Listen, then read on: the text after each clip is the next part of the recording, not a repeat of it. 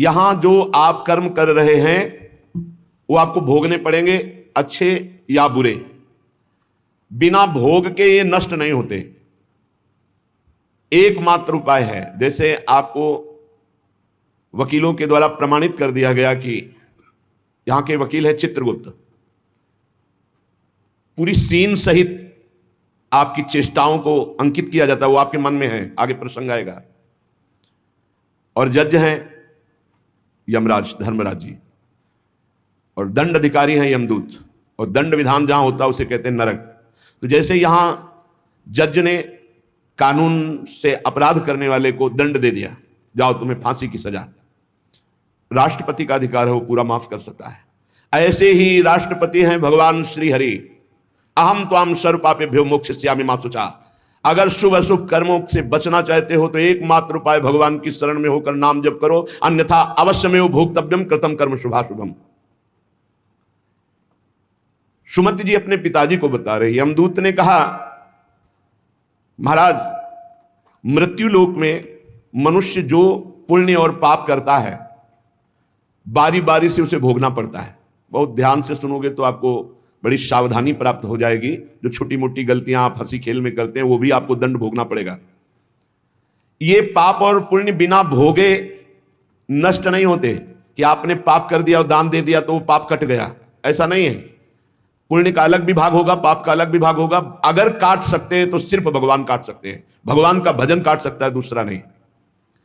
लाखों जन्मों में जो तुमने पाप और पुण्य किया है, जो एकत्रित है, उसका नाम है संचित कर्म। संचित पाप और पुण्य, और उससे जब मनुष्य शरीर मिलता है या जो शरीर मिलता है उससे जो हिसाब निकाल करके कुछ पुण्य और कुछ पाप, उसे प्रारब्ध भोग कहते हैं। फिर यहां कर जो नवीन कर्म किया जाता है उसे क्रियमाण कहते हैं। मनुष्यों के लिए जो उनका जमा हुआ पाप और पुण्य है वो अंकुरित होकर बढ़ता रहता है, ब्याज दर ब्याज। बहुत दुर्गति होती है, इसीलिए बहुत जन्म हम भोगे तो भी अपने संचित कर्म को नहीं भोग सकते। जैसे बीज मिट्टी और जल की आकांक्षा करता है तभी वो उत्तम वृक्ष रूप धारण करता है, ऐसे ही पाप और पुण्य उसे प्रेरित करके पुनः पाप करवाता है, प्रेरित करके पुण्य पुनः पुण्य करवाता है। अगर पाप कर्म में रहती है तो पाप पर पाप, पाप पर पाप, और ये एकत्रित होकर वृक्ष रूप होकर समय स्थान वो निश्चित करेगा। पाप तुम्हें कहां दंड देना है, समय स्थान। बुरी दशा आने के पहले बुद्धि बदली जाती है, उसकी बुद्धि बदल दी गई। आप ना वही आप पर ताई तहां ले जाए, वो वहीं ले जाएगा, उसी स्थान पर मारा जाएगा, उसी स्थान पर जो दंड उसे मिलना मिलेगा। जैसे आपने छोटा पाप किया तो आपके चलते समय पैर में कांटा चुभेगा और दुख होगा, कांटा निकाला गया, थोड़ी दिन वहां दर्द रहा, खत्म हो गया, आपका पाप क्षय हो गया। छोटा पाप कोई, आगे बताया जाएगा कौन कौन से पाप से कैसे कैसे दंड मिलते हैं। अब अगर आपसे थोड़ा बड़ा पाप बना है तो वही पैर में लोहे की कील बनकर चुभेगा, कांटे की जगह लोहे की कील, अधिक दुख होगा। और बड़ा पाप बना है तो खजूर का कांटा, बड़ा कील, ऐसे आपके पैर में चुभ। बिना पाप कर्म के कहीं भी किसी को कोई भी दुख नहीं हो सकता। सिर में दर्द होना, आजीवन पूरे जीवन सिर का रोग हो गया कि वो दर्द ही होगा 2-4 दिन में, 10 दिन में, पाप का कारण। अपथ्य भोजन, सर्दी सहन न होना, गर्मी सहन न होना, हर समय हृदय जलते रहना, पाप का लक्षण। भिन्न भिन्न पाप भिन्न भिन्न प्रकार के दुख देते हैं दीर्घ काल तक। शस्त्र और अग्नि आदि का भय ये पाप के कारण होता है। अनेक जन्मों के संचित पाप कोई इसी जन्म के केवल नहीं है, वो केवल मंडराते रहते हैं आकाश में दंड देने के लिए, समय इंतजार करते हैं। जैसे नरक में पड़े हुए जीव तुम देख रहे हो, घोर पाप का फल भोग रहे, केवल दिखाया गया था नरक। जानते हो किस बात से? कल याद होगा सुमति जी ने पानी पीने जाने वाली गौओं को वैश्य कुल में 7वें जन्म में जन्मे जब थे तो उन्होंने उनको नहीं पीने दिया, इसके अपराध से उनको नरक दिखाया गया था। तो वो यमदूतों से प्रश्न करते जाते हैं और उनका उत्तर यमदूत देते जाते हैं। ये जो तुम देख रहे हो तड़पते हुए जीवों को नरक में, महापापी लोग हैं, अपने पाप का फल भोग रहे हैं। जब कोई पुण्यात्मा होता है तो स्वर्ग लोक में जाता है, देवताओं के साथ रहता है, गंधर्व उसका गुणगान करते हैं, अप्सराओं का नाना प्रकार से सुख उठाते हैं, और जब पुण्य भोग क्षीण हो जाता है तो फिर यहां आकर के मनुष्य लोक में अपने कर्मानुसार जन्म लेते हैं। राजन, ये जो तुमने पूछा कि किस किस पाप से पापियों को कौन कौन सा नरक में दंड मिलता है, वो मैं बतला रहा हूं।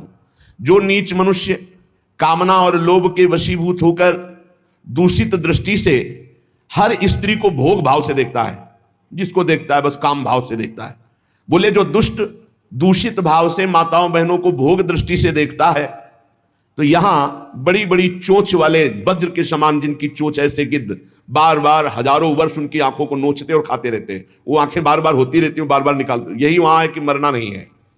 उनकी दोनों आंखों को वज्रतुल्य नरक के पंछी बार बार निकालते हैं और खाते हैं, और उनके पुनः नए नए नेत्र उत्पन्न हो जाते हैं। इस पापी को पलक झपकने तक के लिए विश्राम नहीं मिलता, निमिष तक के लिए कि थोड़ा चैन मिल जाए, महान दुख होता रहता है। हजारों वर्ष तक उसको इस नेत्र दर्द पीड़ा भोगनी पड़ती है, और फिर जब मृत्युलोक में जन्मता है तो नेत्र रोगी पैदा होता है। वो यहां पैदा होगा नेत्र रोगी, या नेत्र ही नहीं है या नेत्रों में दिखाई नहीं दे रहा, कई तरह के व्यवधान, जिन्होंने नेत्रों का दुरुपयोग किया। अब जिन लोगों ने, जिनको तुम देख रहे हो इनकी जबान काटी जाती है, बार बार जबान नोची जाती है, ये वही लोग हैं जो शास्त्र का गलत उपदेश किए हैं, गलत अर्थ किए हैं, अपनी वासना की पूर्ति के लिए शास्त्र का गलत प्रयोग किए हैं। जो किसी को गलत सलाह दी है तो इनकी जबान बार बार छोटे छोटे हिस्से में तलवार से काटी जाती है। शास्त्र का उल्टा अर्थ बताया, उसकी जबान को वहां हजारों वर्ष काटा जाता है। खिलवाड़ नहीं, प्रश्न उत्तर कर देना। अगर आपका उत्तर गलत है तो आप नरक जाएंगे। प्रश्न करता तो आप पर श्रद्धा करके पूछ रहा है, और आपने मनमानी उत्तर दे दिया और वैसा आचरण कर दिया तो उसको पाप नहीं लगेगा, पाप आपको लगेगा, क्योंकि आपने आदेश किया है और आपकी दुर्गति हो जाएगी।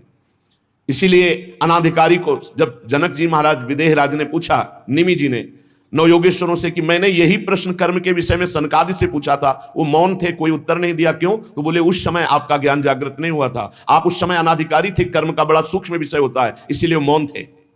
ऐसा नहीं कि हर प्रश्न का उत्तर फटाक से दे दे, और वो गलत है अगर उत्तर तो शास्त्र सम्मत नहीं है तो उत्तर देने वाले को नरक का दंड मिलेगा, उसकी जबान हजारों वर्ष वहां काटी जाएगी। जो शास्त्र का गलत अर्थ करता है, जो शास्त्र को अपनी वासना पूर्ति के लिए घुमा करके बोलता है, जो किसी को बुरी सलाह देता है, उसकी जबान यहां काटी जाती है, जो देख रहे हो। और हे सुमति जी, जो वेद की निंदा करते हैं, देवताओं की निंदा करते हैं, संतों की निंदा करते हैं, वैष्णव की निंदा करते हैं, गुरु की निंदा करते हैं, गुरु पर दोष दृष्टि करते हैं, गुरु को वक्र दृष्टि से देखते हैं, क्रोध दृष्टि से, उन सब को यहां भयंकर वज्रतुल्य वाले जिनकी चोंच है, ऐसे पक्षी गिरा गिरा करके उनके अंगों को नोचते हैं, जबान, आंख और उनके शरीर के अंगों को। जितने निमेष तक उनके द्वारा ये जिह्वा जनित पाप हुआ है, उतने हजार वर्ष तक उनको पक्षी नोचते हैं। जो नराधम बिना दोष के दो मित्रों में फूट डाल देते हैं, एक दूसरे की चुगली करके, पिता पुत्र स्वजन में भेद पैदा कर देते हैं, और जो पुरोहित, बहुत ध्यान देने योग्य बात, अनुष्ठान का संकल्प लेता लेकिन अनुष्ठान पूर्ण नहीं करता, जजमान को क्या पता। जो पुरोहित जजमान से नियत संख्या ले ली धन और अनुष्ठान पूरा नहीं किया, या जो अपनी माता और पिता का अपमान किया, जो अपनी शरणागत, अपने अर्धांग विराजमान पाणी ग्रहण की हुई पत्नी का विविध प्रकार से अपमान और शोषण किया, वो यहां आरे से चीरे जाते हैं हजारों वर्ष तक। दिखाया, देखो ये बीच आरे से आराम आराम से एक एक अंग चीरे जाते।